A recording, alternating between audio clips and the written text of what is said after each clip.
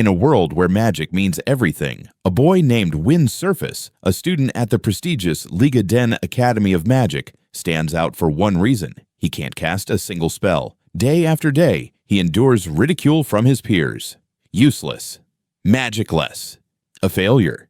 But instead of giving up, Win keeps training in silence. While others practice spellcraft, he dives into dangerous dungeons, fighting monsters to earn points just to stay enrolled at the academy. During a class on magical chemistry, Professor Edward suddenly calls on Win to perform a demonstration, even though everyone knows he's incapable of magic. The task is simple: ignite a small flame using a wand, but no matter how hard he tries, not even a spark appears. The classroom erupts in laughter. Edward shakes his head in disdain, declaring that a place like Liga Den has no room for a failure like him. After class, Win is once again cornered by Seon, a red-haired prodigy known for his arrogance.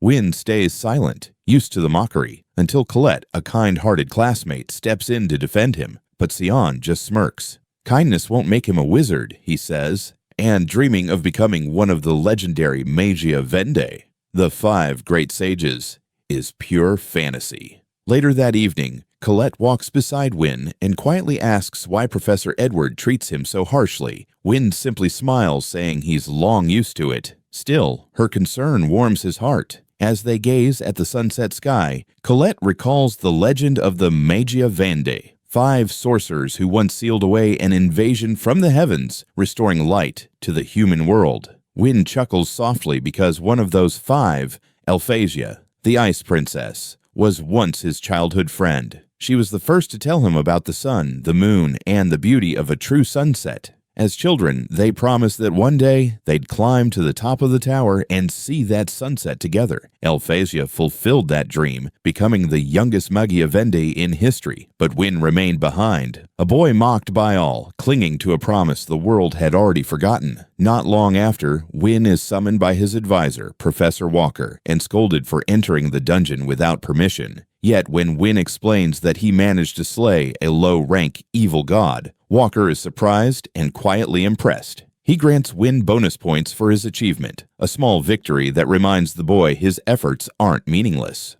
Walker knows Win still dreams of joining the ranks of the Magia Vendae, but he reminds him that success requires points in theory, practice, and combat. With no magic, Win's practice score is 0, leaving him only one path to risk his life in battle. Still, the professor advises him to focus on graduating first. Win is currently 4 points short and has only 2 days left to make up for it. When he hears about a monster named Bakeful appearing on the 6th floor of the dungeon, one that no one has yet defeated, he decides to take the risk. With his tiny spirit companion Kiki, he heads out immediately. Unbeknownst to him, Seon overhears everything. Determined to steal the glory and get Win expelled, he leads 2 classmates into the dungeon ahead of him. But when they reach the 6th floor, they're ambushed by a creature of legend, the evil sentinel, once thought to be sealed away forever. Seon's fire magic does nothing. Every spell he casts is absorbed like dust in the wind. Hearing the screams echoing through the dungeon, Win rushes toward the sound. When he arrives, he finds Seon and his team on the brink of death.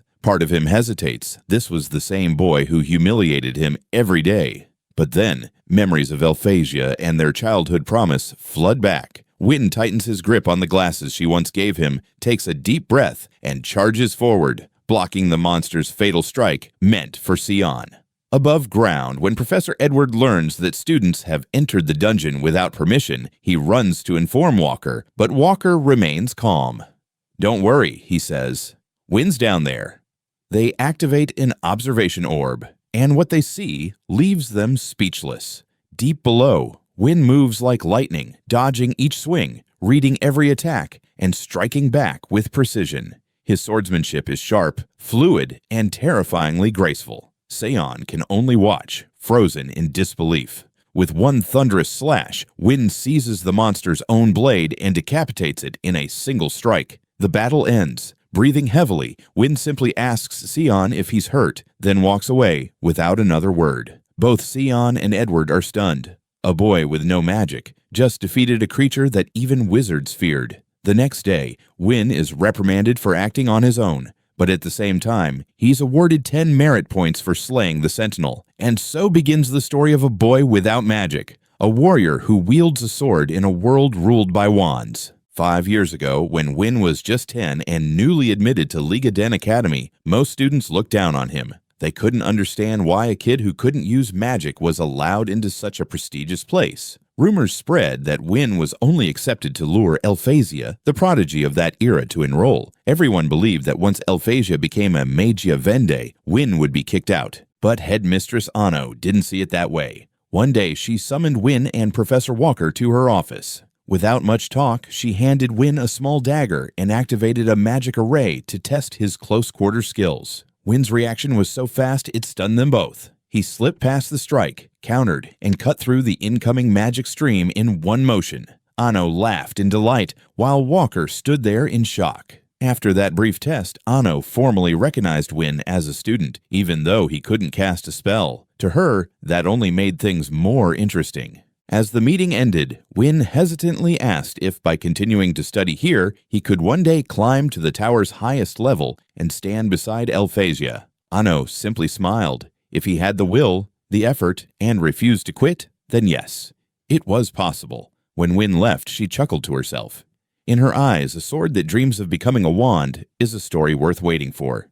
Time passes. Win is now in his final year. In a tutoring session, Walker reminds him that to become a Magia Vendi, the one who stands at the top of the tower, a student must reach the highest rank and be admitted to the upper council. There are two paths: either invent a new kind of magic or earn 7,200 merit points. Walker jokes that even graduating is hard enough, let alone reaching the council. He's strict, but he cares about Win more than anyone, unlike Professor Edward, who never gives Win a second chance. Leaving class, Win and Colette overhear Sion's friends bragging that he single-handedly defeated the evil Sentinel and earned 10 points.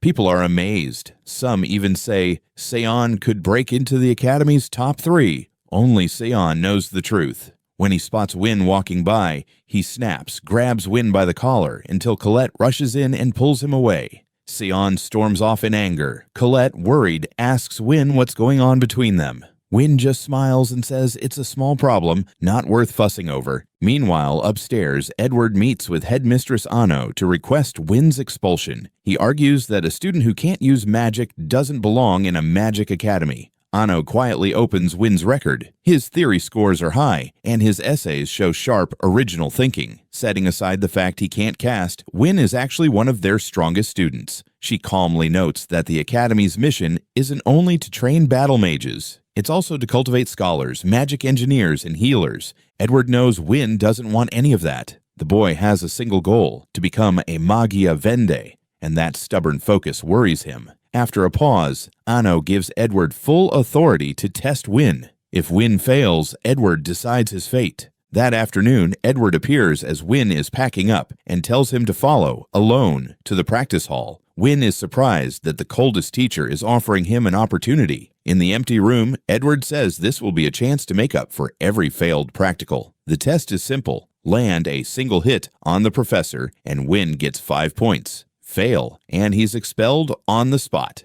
Win freezes, unsure if this is a joke, but Edward's eyes are ice cold. Someone without magic has no right to dream of the Magia Vendi. Above, Headmistress Anno activates a scrying mirror to observe, with Walker watching beside her. Walker moves to intervene, but she stops him. "Last time I trusted you," she says. "This time I want to see if Edward is wrong."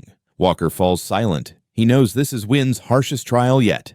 The fight begins. Edward's shadow magic is overwhelming. His shield holds like steel, his spells fire without incantations, and the speed leaves Win no opening. Win can't even touch him once. Edward says coldly he's using only 2 spells, fire to burn and a shield to block Win's dirty strikes. Then he unleashes a barrage, turning the room into a storm of blazing fireballs. Win runs but can't escape the onslaught. Cornered, Win realizes that with a sword in hand, he might have a chance to land one blow. Back at the dorms, Colette paces in worry when Kiki suddenly shows up, small, battered, and frantically signaling toward Win's locker. Sensing something's wrong, Colette casts the unlock spell, grabs Win's sword, and runs. Meanwhile, Win has been knocked down again and again. but he refuses to stay down. Edward pauses to lecture about the Battle of Gazazone. 100,000 dwarf warriors rose against the mages, and a single mage was enough to wipe them all out. His verdict is cold. In this world, the sword cannot defeat the wand. Bruised and exhausted, Wynne still stands. He lightly touches Alphasia's glasses, the gift from long ago. To him, it isn't just a keepsake, it's a promise. He isn't fighting to prove anything to anyone. He's fighting to keep his word to the girl he loves, to one day watch the sunset with her from the top of the tower. Right then, Colette arrives with the sword. Wynne grips the hilt, his breathing steadies and his eyes sharpen. Edward, furious, hurls even more devastating spells. Thousands of fireballs surge forward. Wynne trembles, afraid, but he doesn't retreat. This is the last wall on the path to the Magia Vendi. He remembers the lesser-known end of Gazazone. The dwarven leader, Garit, after losing all his comrades, still charged and delivered one final strike, forcing the opposing mage to acknowledge the warrior's honor. In that moment, the sword stood on equal ground with the wand. Wynne believes that. He believes that if he never quits, his sword can reach what seems impossible. Using the smoke as cover, he vaults to the rafters, then dives straight down, pouring everything into a single cut that shatters Edward's shield. Before the professor can react, Wynne's blade brushes his cheek, leaving a hair-thin line. Silence. Edward stands rigid, eyes tight with frustration, but he keeps his word. He awards Wynne 5 points and walks away without another word. High above, Headmistress Ano watches through the mirror and nods.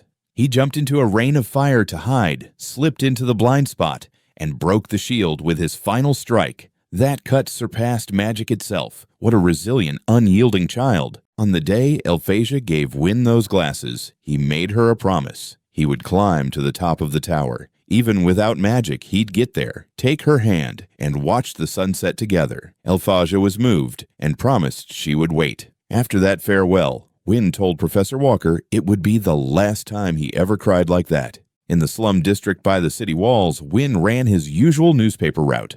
People there liked him. Smiles and waves followed wherever he went. Rushing too fast, he stumbled on the uneven road, but still managed to clutch the stack of papers, and Kiki, tight. When he bent to grab the last page, he froze. The front page headline, Alphasia has created yet another new spell. For the first time in history, a single mage has invented 12 different forms of magic. Wynne went silent, then smiled to himself. At the end of the article, he spotted something else, a new mission for all students, issued by Alphasia herself. Wynne folded the paper and sprinted back to the dorms. He found Rusty, his friend who handled magic gear, and asked him to prep what he needed. No tutoring today. Wynne would head into the dungeon now.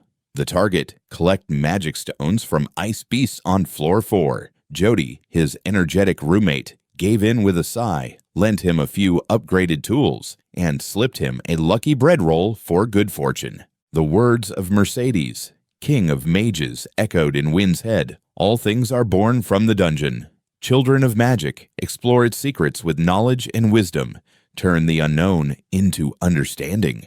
Floor 4 was more crowded than usual, thanks to Alphasia's mission. In the bustle, Sion stood out. His mana and killing intent were so thick, even non-mages could feel it. Wynne frowned. If Sion kept flaring his power like that, this floor would be hunted clean. Wynne decided to go deeper and find his own target. Not far ahead, a female student was cornered by 3 giant penguins. Wynne drew his sword and sprinted in. 3 precise cuts, 3 bodies down. The girl stared, stunned that her savior didn't cast a spell. He fought with a blade. Wynne asked if she was hurt. She thanked him and introduced herself as Iris, a 4th year at Liga Den, his junior. Back at the academy, Professor Walker lectured on the meaning of inventing new magic. It's an achievement so great that the creator is admitted to the tower without further trials. New spells are often named for their creator or their title, but saying it is easy. Doing it is nearly impossible. That's why Alphasia's 12 spells are a miracle without precedent.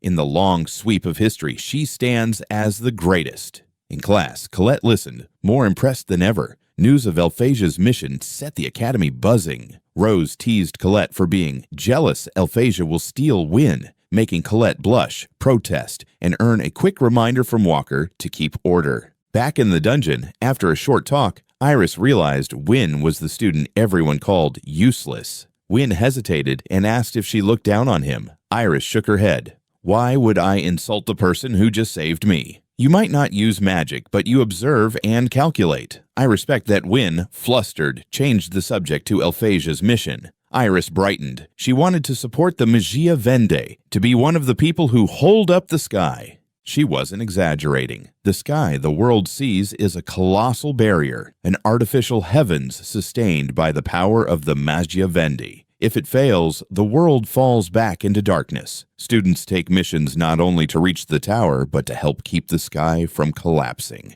Iris shared a memory. Once trapped in the dungeon and surrounded, she closed her eyes and braced for the end. Then opened them to find every monster around her frozen solid. Alphasia had appeared and saved her. Thinking of it still sent a thrill through her. Win smiled and used the moment to survey the terrain. Iris said her detection spells sensed no monsters nearby, but Win didn't rely on it. He studied ice traces left by moving beasts, usually a film less than 1 millimeter thick. Here, it spread as thick sheets. His conclusion, a large monster lurked just beyond the scan range. Iris asked how he knew. Win said magic is powerful, but not absolute, especially inside the dungeon where mana fluctuates. He trusts experience and gear more than spells. Right then, danger surged through his gut. Win grabbed Iris and rolled aside as a massive ice beast ambushed them. Iris went pale. This was a higher tier variant, worth 6 points. A single breath could raise a wall of ice. She urged a retreat. Physical attacks won't work. It freezes anything that gets close. The only viable option is long-range magic. Win calmed her. He'd beaten this type many times. He launched into motion with the tools he'd brought, circling behind the beast. It raged, blasting frost until the chamber shuddered. Kiki tugged Iris to a safe vantage point. Using the dust and vapor to blind it, Win fired a grappling hook fitted with one of Rusty's devices, then skated around the monster, threading a steel cable to cinch its body tight. The beast bellowed, exhaling a freezing torrent toward Win, but it was too late. He triggered the igniter on the line. Flame raced along the cable into the attached charge and detonated. The blast thundered through the cavern, fire engulfed the ice creature, and it shattered into a storm of shards. The species' weakness is fire and shock, and Win exploited both, clean and fast. From a distance, Iris stood speechless. The rumors about a useless boy had nothing to do with the fighter in front of her. She wondered how she should report what she'd seen. Win collected the magic stone, packed his gear, and returned to the academy to turn in the mission. Iris, however, headed for the tower, where the Magia Vendi were meeting. The mood was heavy. Beyond the barrier, an unseen enemy watched and waited to destroy the world. If the barrier fell, everything would be lost, and they still lacked the strength and numbers to stop it. When asked for her findings, Iris reported that she'd discovered a very unusual candidate, Win. He can't use magic, but he shows master-level combat skills and uncanny instincts, the product of years of real combat. She recommended him to the tower. Arguments erupted at once. Some scoffed, refusing to stand with the lowborn, insisting swords are beneath wands. Others agreed with Iris. If someone can fight the enemy beyond the sky, recruit them. As the debate edged toward open conflict, another Magia Vendi raised a hand to calm the room. The Grand Magic Assembly is about to begin. Let the results speak. If he truly has the ability, he'll climb to this tower on his own. If not, that will be the end of it. As the council dispersed, Iris smiled. The boy Alphasia once spoke of was even more intriguing in person. Somewhere far away, Alphasia smiled too. She knew Win was still fighting his way toward the tower, and she was still there, waiting for him.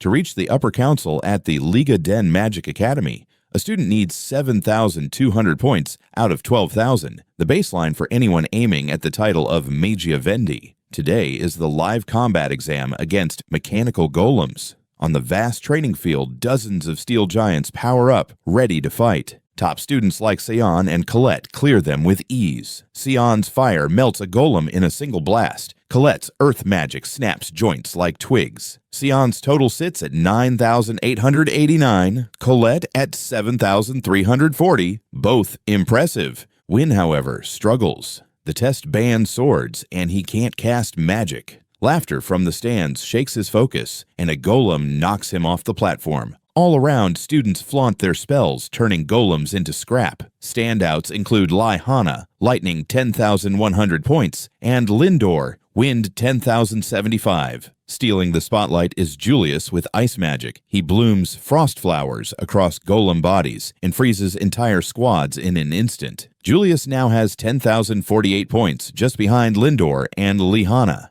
After the exam, Julius strides up to the top two, eyes full of challenge, and for a glove, shapes a flower of ice. Lindor flicks his wrist, one gust, and the flower shatters to dust. Lihana gives a cold smile, and the pair walk away without a word. Julius stands there, fury rising.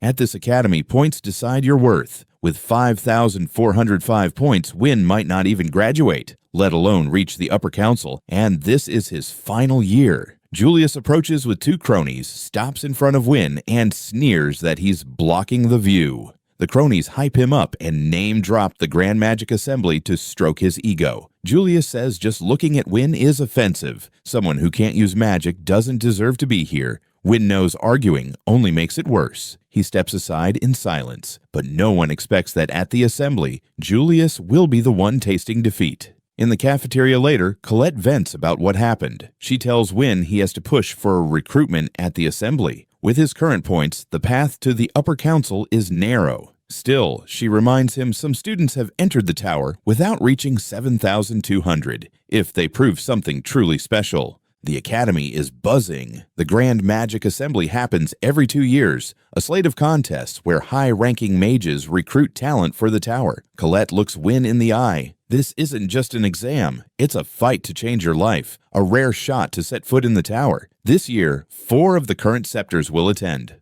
Thunder Lord, Fey Regent, Flame Emperor, and Ice Queen. The Light King is absent. Being chosen by any of them is a real possibility. Rumor says the Watcher, the tower's shadow recruiter, will appear as well. Wynn is skeptical. To him, the Watcher is one of those 7 Academy legends people embellish for fun. And a non-mage like him, maybe it's better to stay behind the scenes and just observe. Colette refuses that thinking. This is the time for Wynn to step into the light and let everyone see his true ability. Wynn appreciates her, but jokes that if he joins, the assembly will turn into a track meet. Not many mages bring a sword to the stage. Truth is, he tried once in his second year, got pelted with ridicule for using a blade instead of spells, and the wound never really healed. As the assembly nears, the campus turns electric. A group of students even opens an underground betting ring. Wynn unexpectedly spots Seon there. Colette whips out her wand, warning him not to start anything.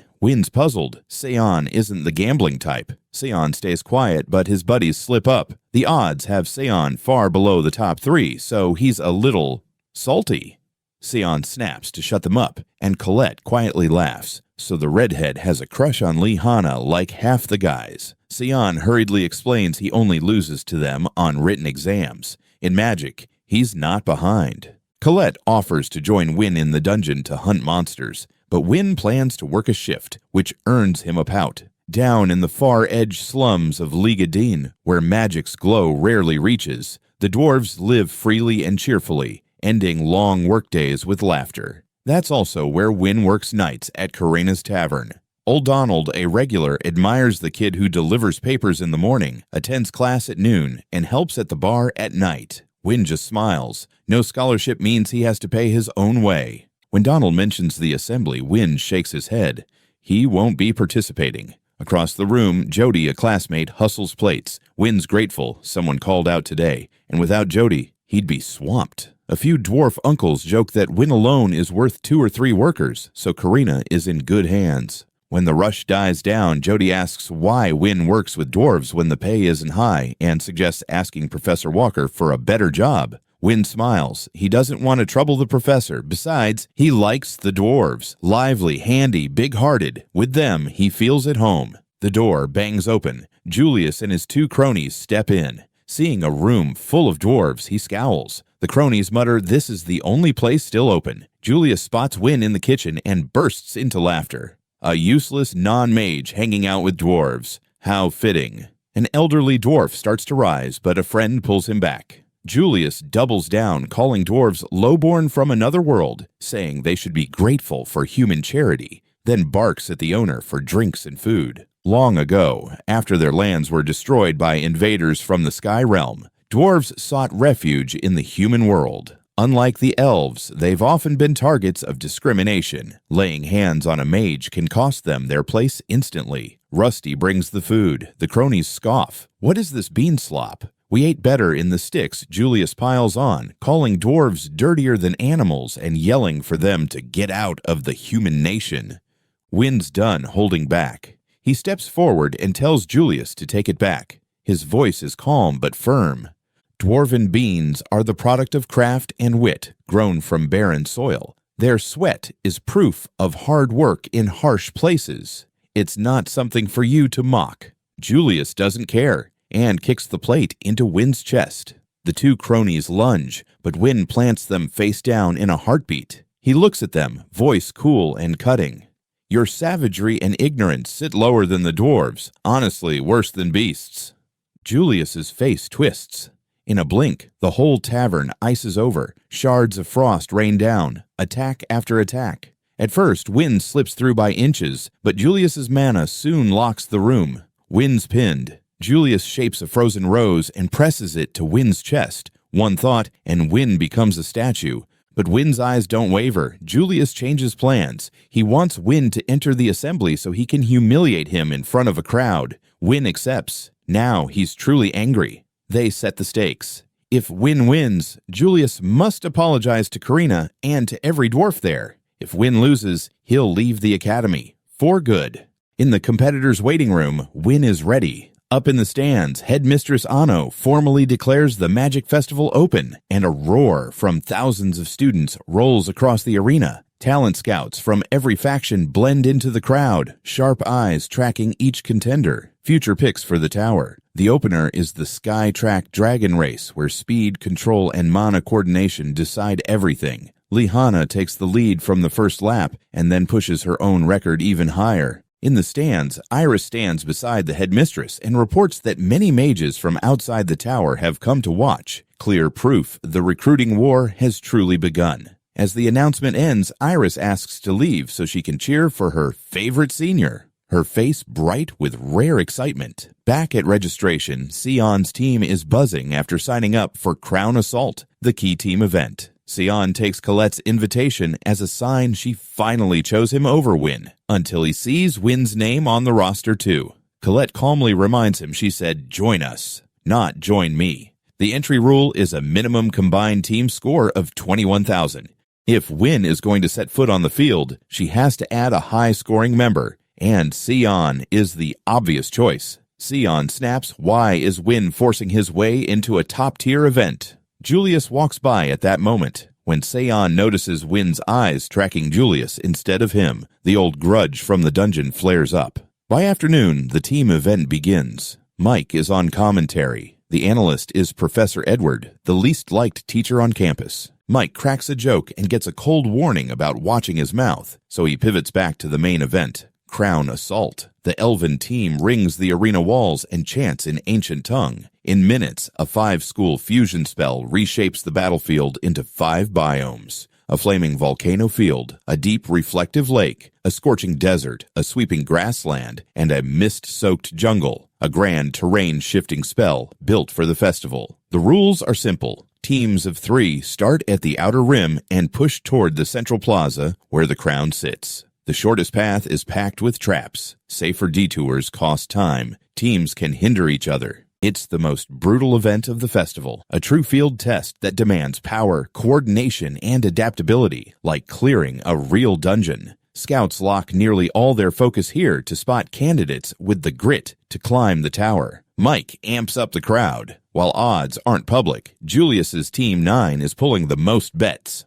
And Wyn's Team 6 has the lowest odds in the entire festival. Most students can't understand why someone who can't use magic would enter the toughest event. All teams launch from the desert start, sand and wind screaming. Professor Walker spots Wyn on the line and almost steps in, but the resolve in Wyn's eyes stops him. He sighs and lets the boy do what he believes is right. The starting bell rings. They barely advance before slamming into the first gauntlet, a forest of clockwork golems. Metal crashes. Crowd roars. The camera cuts to Team 6 as Win charges straight at the golems, drawing laughter since last time he couldn't scratch their armor, but this time is different. Colette casts Earth-style magic, forming a giant stone gauntlet around Win's arm. He clenches his fist and throws one punch.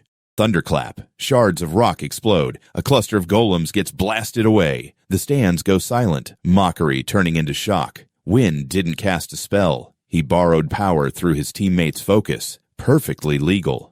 Mike shouts that the first team through the golem woods is the so-called useless guy. In Sion's head, the moment Win saved him in the dungeon replays on loop. Being behind Win again is unbearable, and he surges forward. Team 6 pushes deeper into the desert. Trap boxes pop up and fire stone bolts in volleys. Win hammers the ground to raise a rock wall, then sprints behind Colette's rhythm. Conjures stone blades. Win snatches and throws them like knives to blow the traps from range. The biggest box keeps firing until Win closes in and carves it down to scrap with a single clean slash. Mike is ecstatic as Team 6 clears the desert at a blistering pace. The crowd shifts from mocking Win to praising Colette's magic. The scouts write different notes. From spotting traps, choosing angles, to stripping motions to essentials, Win is moving like someone who lives in dungeons. Edward gives a small nod. Knowledge and reflexes are doing the heavy lifting. Other teams, stung by the lead, start tripping traps. Natural and professor-made. Team 6 reaches the final zone, the magic jungle laced with shadow snares. Win digs channels with his blade, forcing triggered snares to face each other and cancel out. Mike asks Edward, who designed those traps, for comment. Professor just clicks his tongue. Closer to the center means heavier opposition, and the rift line at the jungle rim is where fights usually erupt. Win wants position first. He accelerates, and a spike of ice rips past, slicing his cloak and nearly turning him into a donut. Julius steps into view, loftily raising pillars of ice to lock Win's path. Win keeps calm, weaving for an opening. From behind, Seon ignites fire magic, mana flaring. Colette screams for Win to shift lines and throws up a stone bulwark to block Seon's blast. The explosion rocks the trees. Win is safe, but a swath of jungle behind him is gone. Seon strides in and tells Julius to move. Colette is confused until Seon snarls that he wants a one-on-one with Win right in the middle of the event. Win refuses. They're on the same team. Seon doesn't care. He wants to crush the useless guy with his own magic. Colette rushes to stop him, but Julius raises an ice wall that forces her into defense. Win looks away for a fraction, and Seon knocks the sword from his hand. Win tries to talk him down. No use. He picks up his blade, lowers his stance, and faces his own teammate, ready for a fight he never wanted. From his very first days at the academy, Seon decided Win was an eyesore. He burned a rumor sheet right in front of him and said, "Be my underling." Win turned away. When Seon grabbed his shoulder, Win met his eyes, cold. "Stay away from me." From that moment, Win became the thorn Seon couldn't ignore. Inside the trial forest, Team Win's run slipped into chaos. Seon unleashed wave after wave of fire magic. Red bands of flame swept across the battlefield. Win had to keep moving, threading through every slim pocket of space to survive. He didn't strike back. He refused to fight a teammate. More than that, he had a promise to Donald and the dwarves: finish the event, win it, and force Julius to apologize. Seon read that restraint as contempt. Mana flared around him like a living blaze, heat warping the air. "Keep dodging," he growled, "and I'll burn you where you stand." The crowd roared in disbelief, an open civil war in the middle of the marquee event. At the analyst's desk, Professor Edward watched with a stern face and a glint of satisfaction in his eyes. Recruiters don't forgive teammates turning on each other. Heavy demerits were all but guaranteed, and Edward seemed to be savoring the chance to see Win fall again. Mike, the commentator, shivered on Mike. The tournament suddenly felt like a staged play, designed to cut Win down. Recruiters shook their heads at Seon. Fourth in class points or not, this was a red flag. In the stands, Rusty and Kiki fidgeted, anxious. Iris slipped into the row and, surprisingly, cheered for Win. She said someone had recommended him to her. She hadn't thought much of it, until now. Rusty grinned. "Hey, but I'm still Win's #1 fan." Meanwhile, Colette sprinted back to break up Seon and Win, only to find Julius blocking her path. "Running like that disgraces the Princess of Earth," he sneered. Colette's jaw tightened. "Say that again." Julius launched ice. Colette raised a stone wall and caught it clean, right as a buried blast trap went off under her feet. Dust plumed skyward. Across the arena, more Julius figures popped up to stall other teams. But when one Doppel met Lindor's squad, things flipped. Lindor flicked back the Ice Blossom Challenge. A magic circle detonated, and Julius was blown away. Just a clone. The real Julius was already closing on the central plaza. Lindor's eyes narrowed. The technique mimicked a Magia Vendi signature. Julius had been saving this card. High above, two elven envoys traded a quiet aside. As expected, nothing more, nothing less. "We still report to Lady Eleanor," the other replied. Then both fell silent, watching the arena burn. Back in the forest, Wynn still didn't understand why Sion had to push this far. He hadn't done anything to Sion. He was just tired of being targeted. He knew what people called him, useless. He didn't need their approval. He just needed to keep moving toward Elphasia. No time left to look away. Sion powered up. Seeing the gap between them, he went for his strongest art. Chance hammered the air. Fire mana spiked. A colossal flame eagle unfurled over the canopy, wings glowing like molten glass. And dove. Wynn planted his sword vaulted high and sheared off a wing, only for it to knit back together in a breath. Physical hits meant nothing unless he broke the core. Before he could find an opening, the eagle swept fire from behind, while Sion pressed from the front. Wynn twisted past burning talons, raised his stone gauntlet to catch Sion's strike, and in that collision, he realized the bird's true role. Not just a fence, but a mobile shield that bought chant time and primed the angle and force for Sion's next spells. Edward blinked. He hadn't expected Sion to be this polished, summoning an offense woven seamlessly. The front row of fire recruiters murmured. The rare piece wasn't raw power, it was control and stability. One of them signaled for a report straight to the Scepter of Flame. Heat shimmered. Both fighters were breathing hard. Sion still refused to stop. Angry and hungry to be seen, he taunted Wynn. "Use everything, the way you did against Centino." Wynn shook his head. There was no grudge here worth bleeding over. That only fueled Sion's fury. No matter how often he insulted him, Wynn never struck back, as if none of it mattered. Wynn tried to lighten the fuse. "You're a good-looking guy, not a statue. You're allowed to get mad." Then he said the quiet part. This wasn't the time to fight Sion. His target was Julius. Being dismissed like that made Sion see red. He didn't want to be a side character in someone else's story. He wanted Wynn to face him, and Wynn finally understood. This wasn't hatred. It was the sting of being overlooked, the need to be recognized. Wynn, the one who taught himself to live without anyone's approval, suddenly saw how his indifference could be its own kind of cruelty. He tightened his grip on the hilt. If this was the only way to free Sion from that knot, he wouldn't dodge anymore. Sion smiled, barely, but for the first time all day. No more half measures. Wynn knew that if he played it safe, the Flame Eagle would keep stealing his tempo. He had to break through exactly when the chain opened. Sion cast a wide-area annihilation spell through the eagle's frame. Wynn read the arc, dropped his guard, drove straight through the bird's core, and launched himself at Sion. And a wall of stone erupted between them. Colette. She landed hard, breath ragged, hair dusted in grit, and clearly had pounded those clones into paste. "He ran," she said. Sion yelped. "A noble lady who's unwed shouldn't show that much skin." Colette shot him a look. "And whose fault is it I jumped into a firestorm?" She turned to Wynn. "Go. I'll handle this."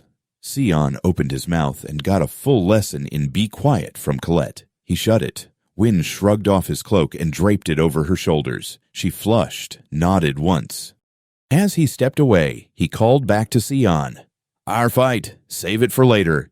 At the central plaza, the commentator's voice spiked. After carving through obstacle after obstacle, Team 9, Julius, was the first to appear beneath the crown. Everyone assumed the throne was theirs. Until a figure launched out of the tree line and hit the plaza like a falling star. Wynn rose, dust billowing off his coat, eyes locked on Julius. This is where it ends. At the Mage's Tower, Elphasia leaned on the balcony as a breeze played with her platinum hair. She looked like she was admiring the sky, but her aide Saji knew she was dozing. Saji gently reminded her, Elphasia wasn't a carefree student anymore. She was one of the Magia Vendi, revered across the world. In front of them lay a stack of candidate files. On top was Julius, a student many believed could one day succeed Elphasia. While the tower stayed quiet, the arena reached its climax. The stands roared. At center stage, Win from Team 6 faced Julius's team alone. For Julius, this was the perfect chance to win and humiliate the stain of the academy. For Win, the goal was simple: make Julius apologize to Mr. Donald and the dwarves. As the gap closed, Julius smiled and began chanting. A dense, bitter cold mist rolled out, threads of mana weaving through it. Win immediately felt the controlled pattern, a shaped frost screen. Shadows moved inside the haze, mana dispersed in a triangular encirclement. Win ducked a spike of ice from behind and countered to probe the attacker's position, only to realize the formation was pre-built. Gasps swept the crowd and judges alike. 5 versions of Julius stood on the field. Not an illusion, Julius said, just as his copies detonated into ice. Edward and Professor Walker recognized it at once. Frost Mirror, one of Elphasia's 12 original spells, able to create ice doubles identical to the caster. Win wondered how Julius had learned it. Julius claimed he'd studied and mastered it himself, and that he was close to Magia Vendel level. Win burst through the ice to close the distance, but the copy network stalled him. Julius boasted he could command 3 clones at once, letting them move and cast like independent mages. The trio formed a triangle, linked their manas, and raised a binding barrier around Win. No matter what Win tried, it didn't budge. Julius then cast a high-tier ice spell. A massive block condensed from the air and crashed down like a meteor. The stands exploded with awe, dominating without moving. This was the pinnacle Julius wanted to show the scouts. He lifted his chin toward their seats, announcing he'd soon succeed Elphasia. A crack echoed. The ice behind Julius shattered. Win stepped out of the mist, cloak dusted with frost, eyes blazing. "Thanks," he said calmly. "That cooled my head." Julius froze. Then he and his teammates launched a barrage of ice. In the chaos, Win slipped out of sight, looped behind, and dropped Julius's 2 partners cleanly, just like he'd done against Edward. Julius's clones blinked out. He'd been relying on his teammates' timing to control them. Win kept his voice even. Flashy as it looked, Julius's strength barely brushed the earliest tier of Elphasia's system. Julius flushed. The fatal flaw was exposed. Frost Mirror demands razor-fine control. Julius hadn't fully mastered it and needed outside rhythm to keep the formation tight. Without that backing track, his clone grid was only a shell. Enraged, Julius spawned more copies and ordered a full assault. With no teammates to coordinate, the 4 clones behaved like fixed batteries, strong but stiff. Julius was sure Win couldn't pick out the real one because they're all perfect. He was wrong. In a blink, Win shifted angles, a blade flash hitting the true Julius. A wall of ice rose too late. A sweeping kick sent Julius staggering. "How did you tell?" Julius stammered. "Temperature," Win replied. "A sloppy controller leaks aura underfoot. Fine frost crystals give away the real body. And clones can't replicate natural body heat." Julius went silent. He didn't know Win had grown up with Elphasia at the orphanage, watching, learning, and understanding the strengths and weaknesses of her spellcraft by heart. Win still gave him credit. Learning Frost Mirror at all was impressive, but Elphasia invented it when she was 2. The spell itself is full of holes, not a banner to brag under. Julius's smile twisted. He snapped, calling 8 more doubles and pouring down a storm of ice. Win moved before the shards hit, skimming through the barrage, countering with surgical strikes that burst each clone apart. Julius backpedaled, unable to finish a chant. Moments later, every clone was gone. Alone, sweating, he looked up just as Win closed in. One clean, thunderous punch, Julius sailed out of bounds, unconscious but alive.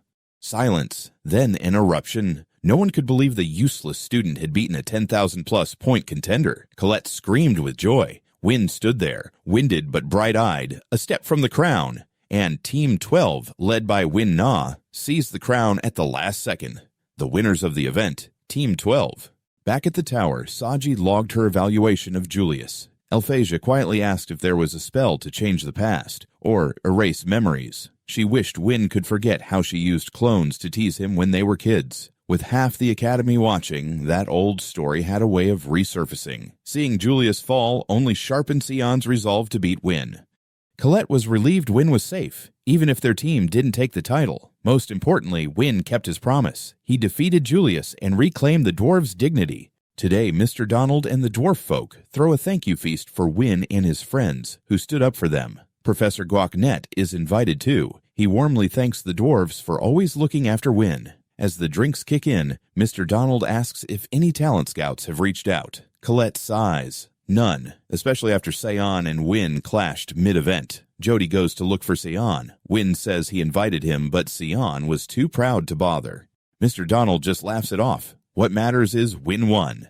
And Julius apologized. As for Julius, the former ice prince is in the dwarves' tavern washing dishes to make amends, gritting his teeth, but taking it. Professor Guacnet understands what comes next. After a win like that, Win becomes the center of attention, and the tests will only get tougher. The comprehensive field exam is coming. Students will head into the dungeon, where the line between strong and weak is brutally clear. Everyone wants a reliable team. 2 classmates rush in to recruit Win. Before he can answer, a group of girls swoops in and steals the pitch. Soon more students crowd around, all trying to pull Win to their side. Win Na and Seon show up. Even Lihana starts taking notice. After the grand festival, Win is basically a campus idol. Colette pushes through, half staking a claim, half scolding the crowd. Yesterday, they mocked Win. Today, they flip like nothing happened.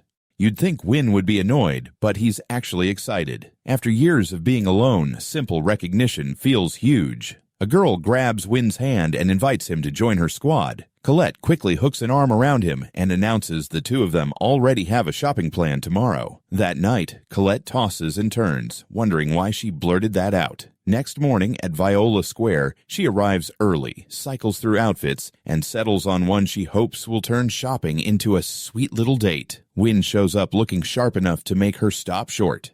Their shy moment barely starts before Rusty appears. He'd asked to tag along, and Win, being Win, said yes. Rusty takes Win by the hand and leads the way, tossing a tease over his shoulder that leaves Colette frozen, flustered, and fuming.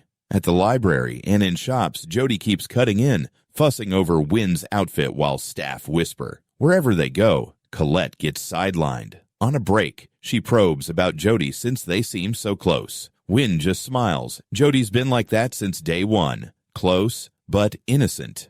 Soon after, Win heads off to service his sword, leaving Colette and Jody alone. They speak plainly. Jody admits he cares for Win more than anyone. Colette won't back down, trading personal stories. The two spar with words, neither yielding an inch.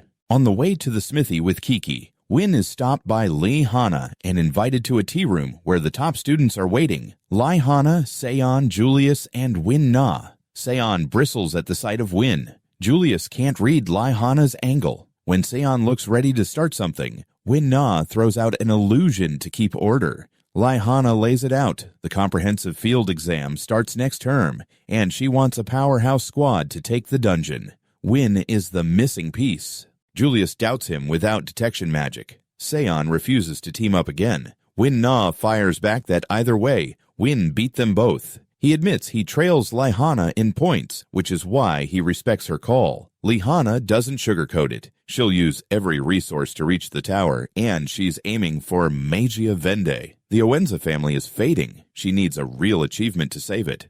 If they agree for their own benefit, drop a coin in the cup. Win Na agrees on the spot. Julius and Seon toss coins for the extra points. Win holds his coin, thinks, and walks out.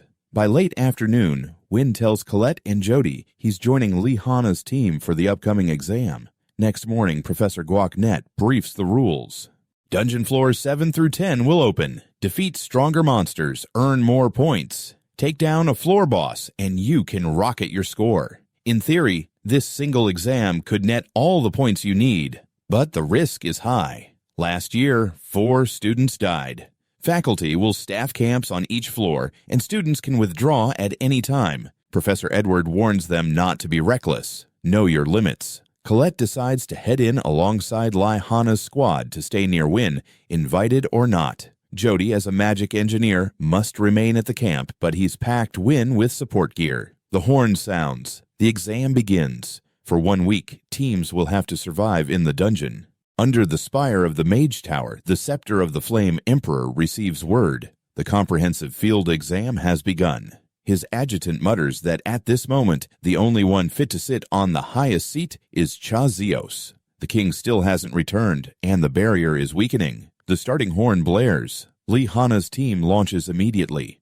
Win-Na whips up a gale that sends the whole squad off a cliff. They land safely, except Win, who faceplants and eats dirt. Before he can recover, a giant demon ant charges in with a swarm behind it. Win moves to shield the team, but Win-Na stops him. Lihana steps forward, triggers lightning magic, and erases the ant horde in a blink. She isn't just book smart, she's deadly up close. They push the pace to outstrip other teams. Inside a dungeon, search magic is king. It pings monsters and anomalies. Win tries to contribute, but his teammates clear everything before he can finish a chant. Their detection range dwarfs his instincts. He drops one kill, while Win-Na wipes out a whole wave with a single wind vortex. Win-Na starts getting irritated, second-guessing Lihana's choice to recruit Win. Lihana sticks to her plan, and to Win, even if pointing out his weak spot stings. Julius uses his staff to siphon Manny from dead monsters so the system will log points. By Academy rules, you need proof. Since Win isn't casting the killing magic, he has to carry drop items, or his points won't count. It throws off the team's rhythm and grates on everyone. Win expected this and tells himself he'll support in other ways, but his squad is so strong he barely gets a chance to act. Night falls and the squad is gassed. Lihana calls a halt. Lindor casts Nadora, an aerial ring of illusory fire that's enough to spook prowling creatures. Win shares his rations. Everyone accepts except Lindor. Among elves, physical contact is reserved for those they truly acknowledge. Colette bristles, but Lindor coolly says, "I'm an elf. You're mages. Accept the difference." The only person he recognizes here is Lihana. Win waves Colette off. This isn't the time to start a culture fight. Lihana lays out the target. Fire Fiend Nabazort, the floor boss of level 10 worth 110 points. Plenty have died trying. This lineup exists to drop that 110 and make the tower take notice. Plan. Take the shortest path to floor 10 to conserve mana. Clean up later. Win has banked only 5 points today. At this rate, he'll miss his quota. He's anxious, but if he wants to meet Elphasia, he has to risk it. A massacre has already happened on floor 10. A stranger asks Headless if the job up top is done. He shrugs. Too much hassle. I sent them to hell. When Lihana's team arrives, monster corpses litter the path with no trace of magic. Everything looks torn apart by brute force. They took a shortcut and skipped the camps so it wasn't other students. At Na Bezort's chamber, they freeze. The 110-point boss is already dead. Lihana signals for a full search sweep. Nothing. Search is useful, not omniscient. Hidden traps and presence-masking skills can slip through. Win trusts his gut. Looks up. The enemy is right above them. A beam rips down. Win-Na is blasted away before he can react. The floor punches out and the team drops. Win dives, grabs Win-Na mid-fall. They hit floor 11 together and Win-Na's arm snaps. Elsewhere, Sion and Julius are stranded together. Lihana and Colette are injured. Floors 11-15 are the guts of nightmares, far nastier and more complex than anything above. If they don't regroup fast, the dungeon will swallow them. Old memories flood Win-Na, shunned by his Eo clan for lagging behind. Illusions weak. Even the queen dismissed him with, "You don't need hands to cast." He wakes to see Win soloing monsters. He tries to splint his arm himself, refusing help. Win calmly offers first aid anyway, and in the end, he bandages the arm. They take stock. Most gear is trashed. Win has 3 support items left, including one from Rusty. Food and water might last 2 days on paper. On floor 11, that means maybe 1. Win says they should prioritize regrouping with Colette's side.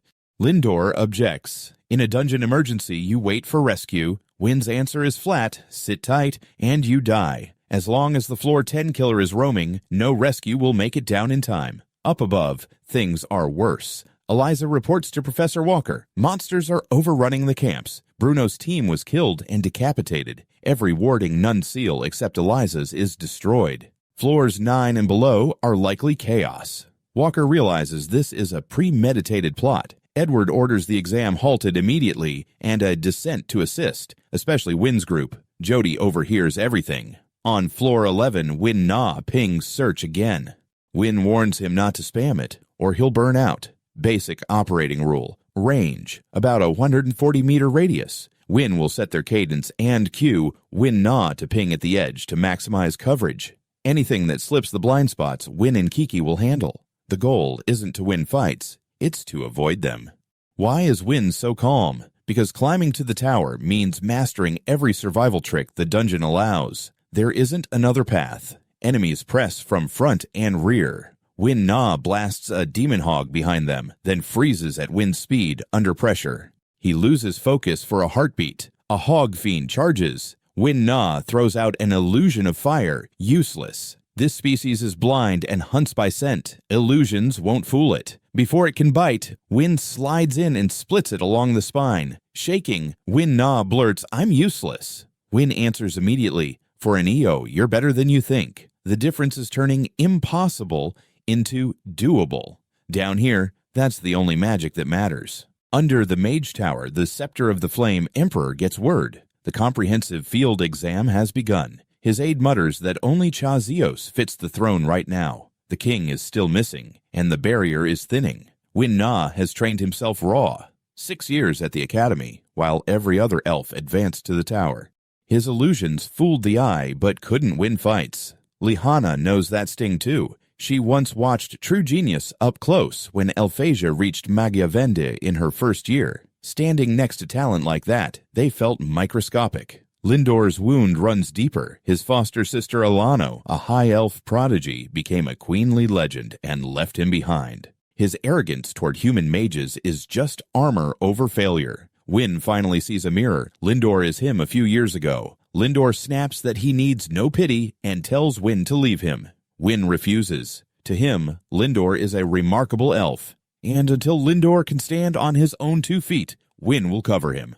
On these floors, the monsters hit harder, move meaner, yet Win carves through them. Then the dungeon spawns. Fire flowers across the stone. A dark hole opens overhead. A Bacco, pure flame, high magic resistance, worth 11 points, begins to form. Physical hits do nothing. Most magic won't stick. The only real counter is EO illusion magic. Win can't beat it alone. He needs Lindor. Lindor panics, convinced he'll fail. Win stays steady. Failure isn't evil. It's how non-prodigies move forward. He won't die here because he shares Lindor's goal. Reach the tower where Elphasia stands. That dream won't allow a grave on floor 11. Win rushes in to hold aggro. His blade barely parts the flames. Lindor casts, misfires. The Bacco punishes. But Kiki body blocks and saves Win at the last instant.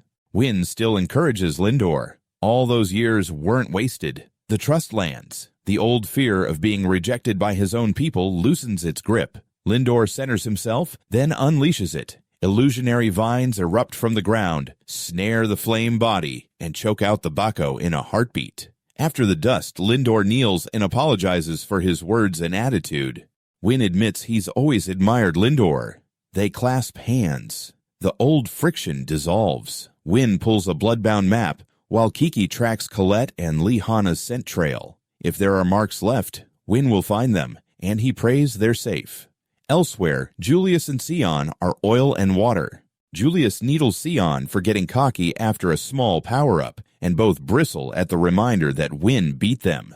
A prickle of danger. Sion yanks Julius into cover. Julius protests. His search showed nothing. Sion counters that something on floor 10 already slipped past search. Right on cue, a pack of evil sentinels floods in, likely a fresh dungeon bloom linked to that unknown floor 10 monster. The textbook move is to retreat. Sion refuses. That species is tied to his worst humiliation, being saved by Win. Higher up, evil sentinels overrun the camps. Professor Edward arrives, wipes them in a blink, orders all students to fall back to floor 6 and follow instructors, then rides with Walker to reinforce the lower levels.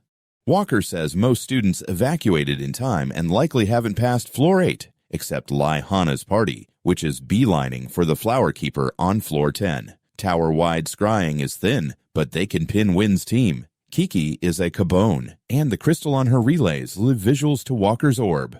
Result, Win's squad is on floor 11. Colette and Lihana push forward, laying stone markers. Supplies are thin. Rest never lasts. Ambushes keep coming. They're alive thanks to Lihana, but she's near her limit. She blames her ambition. Colette blames the floor 10 aberration and keeps faith that Win will find them. Win and Win-Na eventually regroup with Seon and Julius after clearing a Centino pack. Seon is stronger, sure, but only because Julius burned through a pile of ice clones to cover him. Then Professor Bruno steps from the dark. Wrong. It's a headless aberration wearing Bruno's real head like a mask. Two heavy hitters declare their objective: shatter the Magia Vende barrier. Colette goes cold. Legend says a broken barrier calls disaster. The headless one grins and says he'll take their heads. A razor-thin slash screams toward Lehana and Colette. Win arrives mid-stride and takes the hit, buying them a heartbeat. Thanks to Colette's breadcrumb stones, the team fully reunites. The headless one looks ecstatic, like a collector in front of a glass case of rare trophies. Win moves to hold him off, but the gap is a canyon. One strike sends Win flying. Before the fight can truly ignite, an ally pulls the headless one out, warning that troublesome guests are inbound. Parting gift, a royal displacement art traced back to the queen, dragging monsters from deeper floors straight to their coordinates. If he can't win the board, he'll flip the table and let the dungeon finish the job. Duke is a 270-point monster, way beyond anything they've faced. One breath from it, and the whole area gets wiped clean. The team clocks it instantly. A head-on fight is suicide. Retreat is the only smart move. Win-Na throws out an illusion to stall it. No effect. Win has to yank him clear before the counter hits. Duke shouldn't even be here. Things like it only show up from floor 25 and below. If it's on floor 11, those teleport gate freaks brought it. And now it's actively hunting them, sweeping the tunnels with guards and Centino, which explains the sudden spike in Centino swarms. Everyone's banged up, running on fumes, and that creeping hopelessness starts to choke the air. There's nowhere left to run. If they want to live, Duke has to fall here. Drop a boss like Duke and its domain collapses. The underlings go chaotic, and a blood path opens for rescue to break through. Julius says it's impossible. Win-Na says he trusts Win, even if Win can't cast. Lehana backs it. Make Win the shot caller. He's the only one not crushed by despair. Julius can't believe they're betting on the useless guy, but Win doesn't care. In his plan, Julius is the linchpin. Win teaches Julius an Elphasia trick, linked incantation. Normally, if your chant gets interrupted, the spell dies. With this technique, a second clone picks up the words from the exact syllable the first one left off, stretching the casting window. Formation set. Duke charges, shredding the first ice clones, raw power gap on full display, while the team buys Julius the seconds he needs. Julius fires his finisher, a linked ice barrage. Duke tanks it. The only result, its iron wings beat a hair slower. Plan B, exploit that tiny lag. Lehana dashes in, threading the gap to strike the heart line. She slams into a remote barrier, probably planted by those mages, gets blasted back. Win dives to catch her, his glasses shatter, his head ringing. Lehana stays to hold the line. Win-Na steps up with her. The rest freeze between fleeing and fighting. At this power level, those two are basically throwing their lives away. Seon roils. Win's on the ground, shaking. Those glasses from Elphasia used to steady him against giants. Now they're gone. Win asks Seon to punch him awake. It's dumb, it's maddening, but Seon swings, and Win gets back on his feet. Colette spells it out. Staff casters fling spells from range. Win fights with a sword, face to face against things bigger and stronger than him. The fear never left, but he never runs. That's courage. Seon, who is about to bail, turns around and re-enters the fight. The problem is the wings. In the air, Win can't reach. They have to drag Duke to the ground and break the red wings. Colette risks everything to cover the landing window. Win closes distance, and one wing goes down in a spray of sparks. Seon swoops in on a mount, dumping high-tier spells point-blank. Still not enough. Staff won't drop it. Sword won't drop it. So what will? Win spots a shard of crystal. A half-buried memory, staff and sword, clicks. He tosses his blade for Seon to see the line, then shouts, "Fire it at me!" The fire spell hits. The sword drinks the mana, glowing like banked coal. Win's vision washes red, power flooding his limbs. He lowers his stance, clamps down on the hilt, and sprints straight at Duke without a hint of hesitation. Win slipped past the strike, then dropped in and cleaved straight down the monster's spine. His blade erupted in flame, cutting clean through. Duke fell. Everyone froze. He'd just taken down a 270-point beast. But the strange power inside Win faded the instant it was over. Win-Na and Colette barely had time to cheer before a new threat rolled in, an entire horde drawn by the boss's death cry. The team was spent. There was no way they could hold. Teacher Guacnet and Teacher Edward were still too far to help. Julius was a heartbeat away from becoming Monster Chow when a staff flashed into view. A magic array blanketed the horde. A pillar of light erased everything in a blink.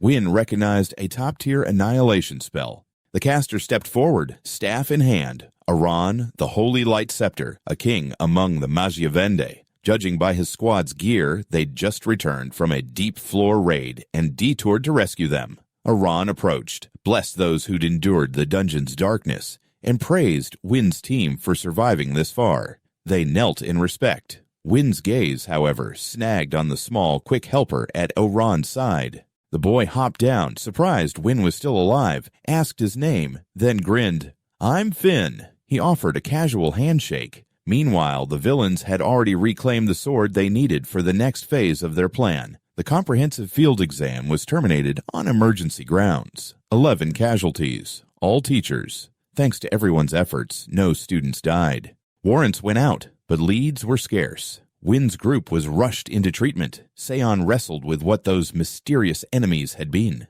Colette struggled to accept that Bruno's unit was gone. Without the Holy Light Scepter, they likely would be too. Lihana blamed herself for failing her knight's duty. This was supposed to be her showcase, but after today, she saw things differently. The team was what truly shone. She thanked everyone, right as her stomach growled. Colette fetched apples and literally fed her bite by bite, until Lihana polished off even Win's share. She insisted it wasn't gluttony. Her magic burns through stamina. Sion and Win-Na were stunned. The perfect lady had a very human flaw, and an appetite bigger than Win's. Lihana thanked Win for saving them. He shrugged it off, but Julius waved away the gratitude, calling Win dead weight. Colette promptly stuffed an apple slice in his mouth, sending him into a coughing fit. Seon then asked about the power that ate his magic when Win used it. Everyone leaned in. Lihana said it didn't feel like conventional magic. Julius accused Win of hiding a broken power. Kiki raked his face for that. Win admitted he didn't fully understand it either. Lihana suggested asking teacher Guacnet. On the topic of special, Win asked about the boy with Aran. Win-Na explained he was from the Finn. Small folk who can't use magic but pass down dungeon lore for generations, bound by contract as labyrinth guides. That night, Finn visited the headmistress. He reported reaching floor 49 and presented a gift, a sword called the Mage Setter. His team had clashed with a suspicious faction on floor 40. Around 20 high-level mages had fallen. The blade wasn't a natural dungeon drop. It looked forged from materials of the deepest floors. By Aaron's order, Finn would keep investigating. Analysis of the sword would go to the headmistress. He warned of shadowy actors, then asked the real question. Why hadn't she told him about Win, especially when staves fall under her purview and swords under his? She answered, Win is an academy student, and his heart points to the staff. His dream is to become a magia vende. Finn sighed. It was the first time he'd heard of a sword that wants to be a staff. That oddity, the headmistress admitted, was precisely what intrigued her. Finn didn't object. Win could stay for now. He wouldn't interfere. Win went right back to sword drills, bandages, and all. Colette worried, but Win couldn't sit still. There was too much to learn, and a summit he was determined to reach. Watching him grind, Julius's group joked there was a dwarf hiding under that robe, not a mage. Win-Na, meanwhile, voiced real respect. That plain, stubborn honesty was Win's strength. Seon suddenly climbed onto the windowsill, shouted a challenge, and leapt into the courtyard despite his injuries. Win tried to wave him off. Save it for when you're healed. But Seon insisted on finishing the duel they'd promised at the festival. Win agreed. Colette knew she couldn't stop them and simply watched. That's when teacher Guknet spotted his students, dueling on the roof. The kids scattered under Isid's weary stare. The headmistress sipped her tea. Finn prepped for another descent. The Magia Vendi returned to their duties. From the tower, Elphasia quietly kept her eyes on Win. 2 months passed since the exam incident. Life drifted back into rhythm. Today was the final exam for 6th years, a moment to pour everything into the dreams they'd been chasing.